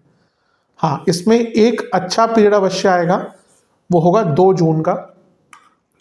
वहां से गुरु तीसरे घर में आकर आपके मैरिड लाइफ को बचाएंगे, क्योंकि वो सप्तम भाव को देखेंगे। तो ये पीरियड बहुत अच्छा है, बल्कि बाकी ग्रहों के गोचर होते रहेंगे, लेकिन 2 जून से 31 अक्टूबर तक इस पीरियड में आपको जो बृहस्पति है उनका साथ मिल जाएगा। लेकिन असली दिक्कत स्टार्ट होगी साल के अंत में, क्योंकि 31 अक्टूबर को गुरु भी आगे आ जाएंगे, तो उनका प्रभाव सप्तम से हट गया, और 3 अक्टूबर के आसपास शुक्र वक्री हो जाएंगे। कारक हैं विवाह के, लग्नेश भी हैं, और वक्री कहाँ पे हो रहे हैं? छठे घर में। ना केवल वक्री होंगे, ये शुक्र पतित भी हो जाएंगे पीछे जाते जाते। यहाँ पे मैरिड लाइफ में बहुत कॉम्प्लिकेटेड टाइम होगा, या कहिए सबसे, मैंने कहा ना कि ये वर्ष ऐसा है, शुरू बुरा, बीच में ठीक, फिर अंत में बुरा। यहाँ पे बहुत प्रॉब्लम, डाइवोर्सेस की तरफ चीज़ें बढ़ सकती हैं। फिर मंगल भी साल के अंत में, आई थिंक नवंबर के आसपास, नवंबर के मध्य में आपके चौथे घर में आ जाएंगे, और यहाँ पे कुछ टाइम के लिए वो केतु के साथ भी होंगे।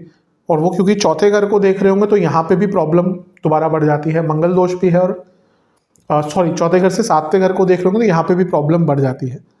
और साल के अंत में रही सही कसर केतु पूरी कर देंगे। केतु तीसरे में, तो राहु नवम में आएंगे, तो केतु का प्रभाव सप्तम पर होगा। वो तो फिर कहते हैं ना, फाइनल नेल इन द कफिन। तो जिनकी बहुत प्रॉब्लम चल रही थी ना, वो फिर तो जब केतु आ गए, फिर तो फिर चीज़ें एकदम सेपरेशन की तरफ ही जाती है। तो ये वर्ष, जैसा मैंने कहा ना, पार्ट्स में रहेगा। कुछ अच्छा, पहले बुरा, फिर अच्छा, फिर बुरा, इस प्रकार से। ऑब्वियसली जब हम मंथली वाइज आएंगे या बाकी ग्रहों के गोचर देखेंगे तो चीज़ें बदलेंगी, लेकिन एक मैक्रो लेवल पर यही कह सकते हैं। विशेष प्रेडिक्शन, ये वर्ष ऐसा है जहाँ पे ना आपको अपनी गलतियां भी समझ आएंगी और समझनी चाहिए। अगर आप शुरू से ही ना अपनी गलतियां भी मानना शुरू कर देते हैं। देखिए यूजुअली जितना मैंने देखा है 80% वैवाहिक प्रॉब्लम में ना दोनों की ही गलतियां होती हैं। हाँ, ऊपर नीचे हो सकती है, कभी किसी की ज़्यादा किसी की कम, लेकिन थोड़ी गलतियां दोनों की होती हैं। कुछ ही ऐसे केसेस होते हैं जहाँ पे वन साइडेड होता है कि सारी गलतियां एक व्यक्ति की है। गलतियां अपनी मानिए, कम है ज़्यादा है, साथ में रह रहे हैं तो ठीक तो करना पड़ेगा। आकर्षण दिखाइए पार्टनर के प्रति, उनको स्पेशल फील कराइए, but at the same time उनको फ्रीडम भी दीजिए। मैंने ये आजकल स्पेशली जो बहुत यंग बच्चे हैं ना, उनमें भी ये चीज़ देखी है, जो उनको 1.5-2 साल में ही तंग करने लग जाती है। एकदम साथ में चिपके रहना, मतलब कि पूरा टाइम साथ में बिताना है। ऑब्वियसली कोई भी व्यक्ति एक टाइम के बाद नहीं रह सकता एक दूसरे के साथ इतना टाइम। मैं तो ऐसा देखा जो स्पेशली मैंने ये आजकल के जो, क्योंकि मैं एज अ ज्योतिष में कभी कभी मैरिड लाइफ में प्रॉब्लम 70 बॉर्न की भी देख रहा होता हूँ, और कभी कभी 2000 में जो जिनकी बहुत अर्ली मैरिज होती है उनकी भी देख रहा हूँ। तो रिसेंटली मैंने कुंडली देखी तो मैंने वही पूछा, मैंने कहा क्या पूरा टाइम साथ में ही रहते थे क्या? तो उन्होंने कहा साथ में ही जॉब करते, सब कुछ करते थे, 1.5 साल 2 साल बहुत अच्छा रहा, फिर प्रॉब्लम्स आ गई। मैंने कहा वो ऊब गए एक दूसरे से। तो इस प्रकार की चीज़ें होती है। तो यहाँ पे फ्रीडम दीजिए अपने पार्टनर को। ऐसा नहीं कि आपको एकदम उनके साथ ही चिपक के 24 घंटे रहना है, नहीं। आप विवाहित हैं लेकिन आपकी आइडेंटिटी और भी होनी चाहिए। आप एक व्यक्ति के पति या पत्नी हो सकते हैं, उसके अलावा भी आप बहुत कुछ हैं। इस चीज़ का ध्यान दीजिए। सपोर्टिव रहिए, ग्रेटिट्यूड रखिए अपने पार्टनर के प्रति, उनसे डिस्कस कीजिए, कम्युनिकेशन कीजिए, उन पर ट्रस्ट दिखाइए, अपने ऊपर अपने आप को ट्रस्ट का पात्र बनाइए कि भैया आपके पार्टनर आप पर ट्रस्ट करें। हाँ, अगर आप विवाहित हैं और आप संतान के प्रति बढ़ना चाहते हैं तो उनके लिए भी वर्ष बहुत अच्छा है, जैसे मैं बता ही चुका हूँ।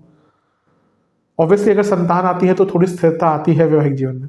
बड़े बुजुर्ग क्यों कहते थे कि शादी के बाद जल्दी से बच्चे कर लो? क्योंकि उनको पता है कि बच्चे नहीं होंगे तो फिर दिक्कतें कई बार आ जाती हैं। वो कहते ना कि वो एक जोड़ने वाली चीज़ें होती हैं ये। तो ऐसा नहीं कि, लेकिन अधिकतम ऐसा होता है कि अगर विवाह में संतान लेट होती है तो कपल्स के बीच में प्रॉब्लम आना शुरू हो जाती है, क्योंकि वो संतान एक ऐसी चीज़ है जो बाइंड करती है दोनों को। अपने बिलीव्स थोपिए मत अपने लाइफ पार्टनर पर, और अगर सेपरेशन की भावना आती है ना तो पेशेंस रखिए, क्योंकि मैंने कहा उतार चढ़ाव वाला वर्ष होगा। कभी आपको लगेगा सब ठीक हो रहा है, फिर 2 दिन बाद ही चीज़ें बदल जाएंगी, आपको लगेगा सेपरेट हो जाना। तो ऐसे मौके में, ऐसे टाइम में सेपरेशन से दूर ही रहना चाहिए। मेरे हिसाब से कई ऐसे वैवाहिक जीवन होते हैं जिसमें चीज़ें ठीक हो सकती हैं, पर हम इतना बिगाड़ देते हैं चीज़ों को कि वो बियॉन्ड रिपेयरेबल हो जाती है। तो इन सब एरियाज पे ध्यान दीजिएगा। बहुत अच्छा वर्ष तो मैं नहीं कहूँगा, उतार चढ़ाव से पूर्ण वर्ष रहने वाला है वैवाहिक जीवन के लिए। अब बात करते हैं वार्निंग्स की। कुछ ऐसी चीज़ें ऐसी चेतावनियाँ जिसको आपको बहुत केयरफुली हैंडल करना है। सबसे पहला, राहु केतु आपके चौथे और 10वें घर में उनका प्रभाव दिसंबर तक रहेगा, पूरे वर्ष ही मान लीजिए। तो ये ना एक वर्क लाइफ बैलेंस डिस्टर्ब कर देते हैं। तो आपको कोशिश करना है वर्क लाइफ पर्सनल लाइफ में बैलेंस मेंटेन करके चलें, वरना जीवन अस्त व्यस्त हो जाएगा। शनि योग कारक हैं, लग्न को देख रहे हैं, बहुत अच्छा है, लेकिन शनि वक्री हो जाएंगे 27 जुलाई से साल के अंत तक, क्योंकि लग्न को देख रहे हैं, क्योंकि योग कारक है। तो जुलाई के बाद से बहुत प्रॉब्लम्स आना शुरू हो जाएंगी, कई रुकावटें आना शुरू हो जाएंगी। साल की शुरुआत की भी अगर बात करें तो 11 मार्च तक गुरु वक्री हैं और 10वें घर को देखेंगे जहां पे राहु है। तो ये भी बताता है कि करियर में भी थोड़े अप्स एंड डाउन्स, जीवन में थोड़े से अप्स एंड डाउन्स साल के शुरुआती भाग में भी आ सकते हैं। 2 ग्रहण लग रहे हैं फिर से। एक लगेगा 17 फरवरी को आपके 10वें घर में, एक लगेगा 3 मार्च को आपके चौथे घर में। ये फिर से दिखाता है कि करियर, फैमिली, इमोशनल लाइफ में प्रॉब्लम्स इस पीरियड में आ सकती है फरवरी में। कुछ लोगों की यहाँ पे जॉब भी जा सकती है, योग है इस प्रकार के। फिर बृहस्पति आपके तीसरे घर में आके उच्च के हो जाएंगे, बहुत अच्छा है, हर चीज़ के लिए अच्छा है। लेकिन सबसे महत्वपूर्ण चीज़ है कि बृहस्पति जब यहाँ पे आके उच्च के होंगे तो लाभेश है, उच्च के हो रहे हैं, बहुत अच्छा है, लेकिन वो अष्टमेश भी तो हैं।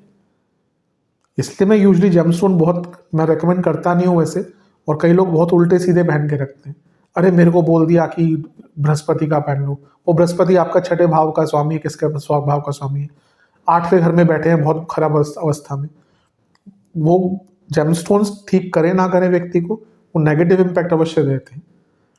और वही यहाँ पे कारण है, हम बोले कि भाई लाभेश बहुत अच्छे हो रहे हैं गुरु, तो अष्टमेश भी तो है, तो उनका उच्च का होना यानी कि अस्त व्यस्त रहेगा जीवन। सब कुछ भौतिक रूप से सब कुछ अच्छा दिख रहा है, लेकिन बाकी जीवन, पर्सनल लाइफ, इमोशनल लाइफ इस वर्ष बहुत ऊपर नीचे रहने वाली है आपकी। अनसर्टेनिटी बढ़ेगी जून के बाद से। केतु चौथे घर में है, शनि पूरे साल लग्न को देखेंगे। डिटैचमेंट ऑलरेडी कुछ लोगों का तो हो ही गया होगा, अपनों से दूरियां आ गई होंगी बहुत। कई लोगों के असली चेहरे सामने आ गए होंगे 2025 के मध्य के बाद से, जब से केतु चौथे घर में आए हैं। लेकिन अब वो चीजें और बढ़ेंगी, अब तो डिटैचमेंट हो जाएगा कि बात करने का मन ही नहीं करेगा। बहुत अकेलापन भी कुछ लोगों को महसूस होगा जिनकी कुंडली में चंद्रमा आदि बहुत वीक है। सबसे ज्यादा केयरफुल आपको 3 अक्टूबर से 14 नवंबर में रहना है, जब शुक्र लग्नेश छठे घर में होंगे, वक्री भी होंगे, फिर पतित भी हो जाएंगे। यहाँ पे एक्सीडेंट, इंजरीज, हेल्थ इश्यूज का योग बनता है। और वर्ष के अंत में केतु बृहस्पति यहाँ पे होंगे, और केतु 31 अक्टूबर से साल के अंत तक बृहस्पति यहाँ पे होंगे, केतु के साथ 8 दिसंबर तक होंगे। लेकिन बृहस्पति भी चौथे घर में वक्री हो जाएंगे 13 दिसंबर को। तो ये सब कुछ दिखा रहा है कि साल के अंत में हेल्थ इश्यूज, इंजरीज और वहीक्यूलर एक्सीडेंट्स का योग भी बन रहा है। तो ये वो एरियाज हैं, ये वो कालखंड है जहाँ पे आपको अति सचेत रहना है। अब चलते हैं सेहत की तरफ। सेहत की अगर बात करें तो सबसे इम्पोर्टेंट चीज़ ये है कि आपके जो गुरु हैं वो वक्र अवस्था में रहेंगे आपके मारक भाव में 11 तारीख तक, 11 मार्च तक। तो ये अपने आप में थोड़ा संवेदनशील टाइम बन जाता है। फिर अगर हम बात करें तो शनि वो पूरे वर्ष लग्न को देखेंगे, और केतु 12वें घर को देख रहे हैं। ये दोनों ग्रह क्या है, क्रॉनिक डिजीज देने वाले ग्रह हैं। भले ही शनि योग कारक है, लेकिन वो अपना जो दायित्व है वो भी निभाएंगे, सारे दायित्व निभाता है ग्रह, अच्छा बुरा दोनों। तो यहाँ पे ये वर्ष ऐसा है, धीरे धीरे करके क्रॉनिक डिजीज आना शुरू होंगी। स्पेशली फरवरी मार्च का जो पीरियड है ना, यहाँ पे हार्ट पेशेंट्स को बहुत ध्यान देना है। जिनको हार्ट की प्रॉब्लम्स, उनको दिक्कत बहुत बढ़ सकती है। अष्टम भाव के स्वामी आपके बृहस्पति उच्च के हो जाएंगे और 11वें घर को देखेंगे। उच्च का ग्रह महंगी बीमारियां देता है, और ये 11वां भाव में कई बार बताऊं, ये राज रोग का भाव है, छठे से छठा है। तो जो महंगी इलाज है, महंगी बीमारियां हैं, वो जून के बाद से आ सकती हैं। 26 मार्च से 19 अप्रैल बहुत ध्यान देना है, क्योंकि यहाँ पे आपके लग्नेश शुक्र ही 12वें घर में होंगे। तो ये सडन हेल्थ इश्यूज, इंजरीज आदि का भी योग बनाता है। फिर जैसा मैंने कहा, शनि पूरे साल देखेंगे, लेकिन 26 जुलाई से वक्री हो जाएंगे। तो यहाँ पे बीमारियां एकदम घिरना शुरू हो जाएंगी। फिर 12 नवंबर से 8 दिसंबर अंगारक दोष बन रहा है आपके चौथे घर में, केतु फिर निकल जाएंगे। तो ये फिर से हार्ट पेशेंट्स के लिए बहुत कष्टकारी टाइम रहेगा। और सबसे ज़्यादा ध्यान तो आपको 3 अक्टूबर से 14 नवंबर के बीच में देना है, जहाँ पे शुक्र जो है वो आपके वक्री रहेंगे, पहले छठे घर में, फिर पतित भी हो जाएंगे। तो ये एरियाज काफ़ी, या ये कालखंड काफ़ी आपके लिए कष्टकारी हो सकते हैं। किन के लिए कष्टकारी वर्ष रहेगा? जिनको डायबिटीज़ है, बहुत कष्टकारी वर्ष रहेगा। न्यूट्रिशनल डेफिशिएंसीज, नसों के प्रॉब्लम, न्यूरोलॉजिकल डिसऑर्डर, हार्ट की प्रॉब्लम, बोन्स से संबंधित प्रॉब्लम, इसके अलावा latter part of the year है उसमें लिवर आदि की प्रॉब्लम, गॉल ब्लैडर की प्रॉब्लम, पैरों के रोग और इंटेस्टाइन से जुड़ी प्रॉब्लम, और पुरुषों में स्पेशली प्रोस्टेट की प्रॉब्लम, महिलाओं में यूट्रस की प्रॉब्लम इस वर्ष बहुत देखने को मिलेगी। स्टूडेंट्स की तरफ चलते हैं। स्टूडेंट्स के लिए तो अधिकतम ये वर्ष बहुत अच्छा दिख रहा है, बहुत बहुत श्रेष्ठतम वर्ष दिख रहा है, क्योंकि पूरे वर्ष आपके योग कारक शनि पंचम को देखेंगे। तो लाभ ही लाभ प्राप्त होगा, लाभ ही लाभ प्राप्त होगा। गुरु भी अगर देखें तो उनका गोचर जून में होगा, और वो पंचम में, तीसरे घर में आ जाएंगे, जो पहला तो पंचम से लाभ स्थान है। तो यहाँ पे गुरु का आना यानी कि नई अपॉर्चुनिटीज, वो पंचम से पंचम को देखेंगे यानी कि भाग्य साथ मिलेगा, और पंचम से सप्तम को भी देखेंगे, यानी कि स्टूडेंट्स के जो काम अटक रहे थे ना, वो इस वर्ष बहुत आराम से होंगे। मंगल का गोचर आपका 23 फरवरी को यहाँ पे होगा 10वें घर में। इसके बाद एक लंबा कालखंड होगा जो आपके कॉम्पिटिटिव एग्जाम्स के लिए बहुत अच्छा होगा। यहाँ 45 दिन, यहाँ 45 दिन, यहाँ, क्योंकि यहाँ से पंचम को देखेंगे, यहाँ से भी पंचम को देखेंगे, यहाँ से छठे को देखेंगे, यहाँ पे लग्न में होंगे, तो कह सकते हैं कि बहुत लंबा टाइम अगस्त तक का आपका कॉम्पिटिटिव एग्जाम्स के लिए बहुत अच्छा है। फिर सितंबर में नीच भंग भी बनेगा, वो भी कॉम्पिटिटिव एग्जाम्स के लिए बहुत अच्छा होगा। और सबसे बड़ी बात यह है कि साल के अंत में राहु भी आपके पंचम को देखें, तो जो बच्चे विदेश जाने का प्रयत्न कर रहे थे, राहु का परिवर्तन होगा दिसंबर में, उनको भी बहुत लाभ मिलेगा।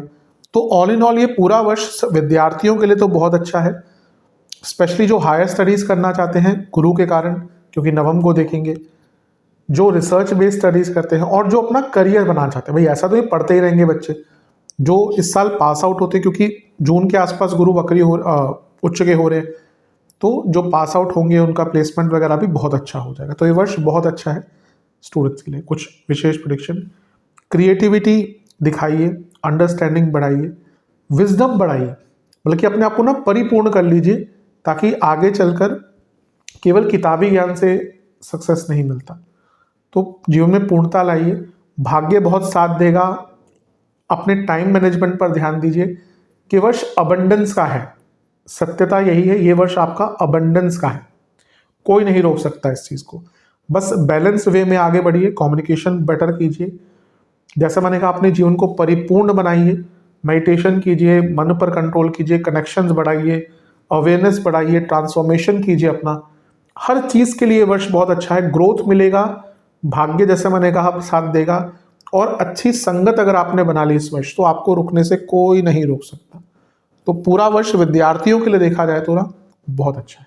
अब चलते हैं सामान्य उपाय की तरफ। ये उपाय आप सबको करने हैं। ये उपाय ऐसे हैं जो हर एरिया में आपको हेल्प करेंगे। ये उपाय आपको 4 शुक्रवार करने हैं। आपको दुर्गा जी के मंदिर जाना है, वहाँ पे हर शुक्रवार को एक 4 मुखी घी का दिया पहले माता को अर्पण करना है। उस दिए में गेहूं और हो सके तो कमलगट्टा ये डालिएगा। वहीं पर बैठकर दुर्गा चालीसा का 8 बार पाठ कीजिएगा और ओम शुभ गुणाय नमः और ओम शुभदाय नमः, इस मंत्र का आपको 108 बार जाप करना है। दुर्गा जी के मंदिर में आपको श्रृंगार का सामान दान करना है।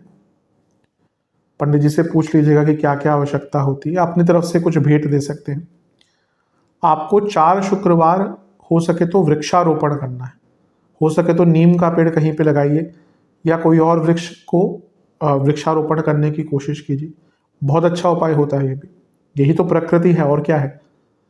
और वृद्धाश्रम में कुछ दान कीजिए, जो भी आपको ठीक लगे। ये उपाय कर लेंगे तो अवश्य बहुत लाभ आपको प्राप्त होगा। अब सेहत के लिए उपाय क्या करना है आपको? ये उपाय आपको 4 सोमवार करना है। अभिषेक के लिए द्रव्य बनाना है आपको महादेव के। एक पात्र में कच्चा दूध, काले तिल, सफ़ेद तिल, शहद, इलायची और लौंग, ये सब मिलाकर आपको शिवलिंग का अभिषेक करना है। इसके बाद महादेव को लड्डुओं का, किसी भी तली हुई मिठाई का और 4 प्रकार के फलों का भोग लगाना है। महादेव पर वस्त्र समर्पित करना है और केसर का तिलक लगाना है। एक 4 मुखी तिल के तेल का दिया अर्पण करना है और एक 4 मुखी सरसों के तेल का दिया अर्पण करना है। और फिर वहीं पर बैठकर आपको ओम रुद्राय नमः और रुद्र गायत्री मंत्र का 108 बार जाप करना है और शक्कर का दान करना है मंदिर में। ये उपाय कर लेंगे तो बहुत लाभ मिलेगा। सेहत के लिए 4 सोमवार इस उपाय को अवश्य कीजिएगा। अब बात करते हैं धन, लक्ष्मी, हर चीज़ में वृद्धि हो उसके लिए क्या करें, करियर में, बिजनेस में वृद्धि हो उसके लिए क्या करें। आपको ये उपाय 2 अमावस्या की रात को करना है। मंदिर जाकर अगर कर सकते हैं तो वेल एंड गुड, वरना घर में कर सकते हैं। आपको लक्ष्मी जी को एक तो 4 मुखी घी का दिया अर्पण करना है जिसमें कमलगट्टे डालने हैं और 2 तिल के तेल के दिए जिसमें सुपारी के दाने हो। एक 4 मुखी दिया और 2 सिंगल दिए। घर में बनी दूध की मिठाई और 8 प्रकार के फल, ऋतु फल जो भी मिल रहे हैं, और 3 प्रकार के पुष्प, ये आपको माता को समर्पित करने हैं। एक लाल कपड़े पे कुछ बताशों का भोग भी लगाइएगा, लाल कपड़ा बिछाइएगा, उस पर बताशे और मिश्री का भोग लगाइएगा और फिर वहां बैठकर 8 बार लक्ष्मी चालीसा का आपको पाठ करना है और एक कमल का फूल अवश्य आपको माता को समर्पित करना है। तो ये उपाय करेंगे तो जो भी धन से संबंधित चीजें हैं, धन है, करियर, बिजनेस, इसमें लाभ प्राप्त होगा। अब बात करते हैं प्यार और वैवाहिक जीवन के लिए क्या उपाय करें। ये उपाय आपको 4 शुक्रवार करना है। आपको पंचामृत से पार्वती माता और शिवजी का, शिवलिंग का अभिषेक करना है। उस पंचामृत में गुलाब जल अवश्य होना चाहिए, मतलब एक पंचामृत आपने बनाया, उसमें गुलाब जल थोड़ा सा डाल लिया। फिर आपको दुर्गा जी के मंदिर में एक लाल डोरा बांधकर, कलावा भी हो सकता है, कोई और लाल डोरी होती है, वो बांधकर माता की चुनरी से ही उस नारियल को लपेटकर माता के मंदिर में दक्षिणा सहित अर्पण करके आना है। और इसके साथ ही आपको इत्र का, अगरबत्ती का और घी का दान करना है मंदिर में। ये उपाय कर लेंगे तो वैवाहिक जीवन, लव लाइफ, पारिवारिक जीवन, सब में आपको लाभ मिलेगा। आशा करता हूँ कि वीडियो आपके काम आएगी। चैनल पे नए हैं तो सब्सक्राइब कर लीजिए, वीडियो को लाइक कर लीजिए। मिलता हूँ आप सभी से मैं अगली वीडियो में, तब तक के लिए ओम नमः शिवाय।